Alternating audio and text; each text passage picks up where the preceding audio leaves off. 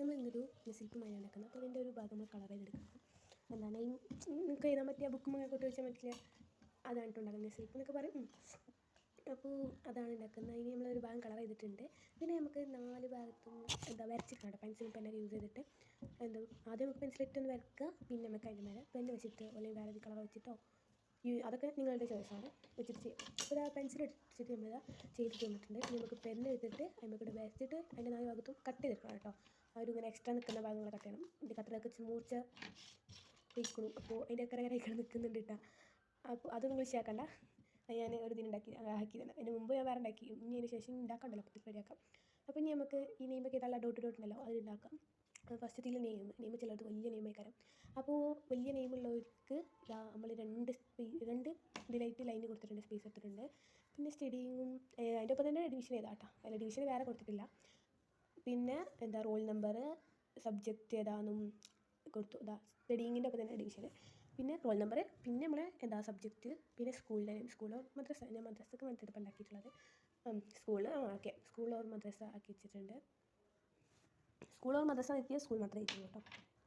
ഇനി നമുക്കിതാ അവിടെ പെന്ന് വെച്ചിട്ട് ഇങ്ങനെ ഡോട്ട് ഉണ്ടല്ലോ, അവിടെ പെന്ന് വെച്ചിട്ടൊന്ന് ആക്കിയെടുക്കണം. അത് പെന്ന് വെച്ചിട്ട് ഡോട്ടൊക്കെ വരച്ചിട്ട് വന്നിട്ടുണ്ട്. ഇനി നമുക്ക് ഈ സ്ഥലത്ത് ഇവിടെ ഈ പിക്ചർ വരക്കാനുള്ള അവിടെ ഒന്ന് കട്ടി കൂട്ടി കേട്ടോ. പെന്ന് വെച്ചിട്ട് കട്ടി കൂട്ടി കൊടുത്തിട്ടുണ്ട്. ഇനി നമുക്ക് അവിടെ ഒരു പിക്ചർ വരക്കണം. നമ്മളൊരു യൂണിക്കോണിൻ്റെ ഒരു പിക്ചറാണ് വരക്കുന്നത്. യൂണിക്കോണിൻ്റെ കണ്ണാണ് ഇനിയിപ്പോൾ വരയ്ക്കാനുള്ളത്. ഇനി അത് കൂടി ഉള്ളൂ കേട്ടോ. അപ്പോൾ ഇനി യൂണിക്കോണിൻ്റെ കളർ എടുക്കണം. പെന്ന് വെച്ചിട്ട് യൂണിക്കോണൊന്ന് വരച്ചെടുക്കണം. എന്നിട്ട് അതിനുള്ള കളർ കൊടുക്കണം. കാരണം പെന്ന് വെച്ചിട്ട് കൊടുത്തിട്ടുണ്ടെങ്കിൽ നമുക്ക് അതിൻ്റെ കളറൊന്ന് ആ സെയിം കളർ കൊടുക്കണം. നമ്മളിനി കളർ കൊടുത്തിട്ട് വരാം ഗൈസ്.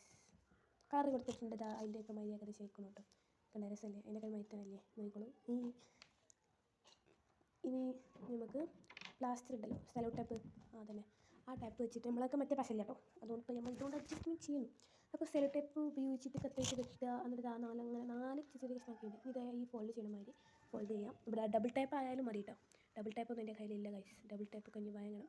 ഡബിൾ ടേപ്പ് മതി. ഞാൻ ഇപ്പോൾ ഇങ്ങനെ ആക്കുന്നു മാത്രം കേട്ടോ. 4 സൈഡിൽ അങ്ങനെ ആക്കി വന്നിട്ടുണ്ട്. നമുക്ക് ഒട്ടിച്ച് നോക്കാം. അപ്പോൾ ഇതിൻ്റെ സെയിം കളറായാലോ, അത് ശ്രദ്ധിച്ച് കേട്ടോ. ഒരു ബുക്ക് എടുക്കുക, അങ്ങനെ ഒട്ടിച്ചെടുക്കട്ടോ. നല്ല നീട്ടിൽ നിൽക്കുന്നുണ്ട് കേട്ടോ. ഇനി നമുക്കുണ്ടല്ലോ ഇതിൻ്റെ 3 ഉണ്ടാക്കാം കേട്ടോ. ഇതിൻ്റെ 2 കൂടി ഉണ്ടാക്കാം. അപ്പോൾ അങ്ങനെ 3 ആവും. അപ്പോൾ ഇനി നമുക്ക് ചെയ്യേണ്ടത് ഇതിൽ ഇങ്ങനെ രണ്ടും ഒട്ടിപ്പിടിക്കാതിരിക്കാൻ പറ്റുന്ന മേലെ ഒരു പേപ്പർ ഉണ്ടല്ലോ, അതോ അല്ലെങ്കിൽ ഈ കാണുന്ന ചെറിയൊരു എന്തെങ്കിലും 2 ചെറിയൊരു സാധനം ഒട്ടാത്ത മേലെ പ്ലാസ്റ്റിക്കിൻ്റെ കവറോ അല്ലെങ്കിൽ പ്ലാസ്റ്റർ വെച്ചിട്ട് ഫോൾഡ് ചെയ്താൽ ഒരു ഇതിങ്ങനെ ഉണ്ടാക്കിയെടുക്കുക. പേപ്പർ മേലോ അങ്ങനെയല്ലോ. എന്നിട്ട് ഇങ്ങനെ മടക്കി കൊടുക്കുക. അങ്ങനെ മടക്കി എടുത്തിട്ടുണ്ട്. പിന്നെ അതിൻ്റെ ബാക്കി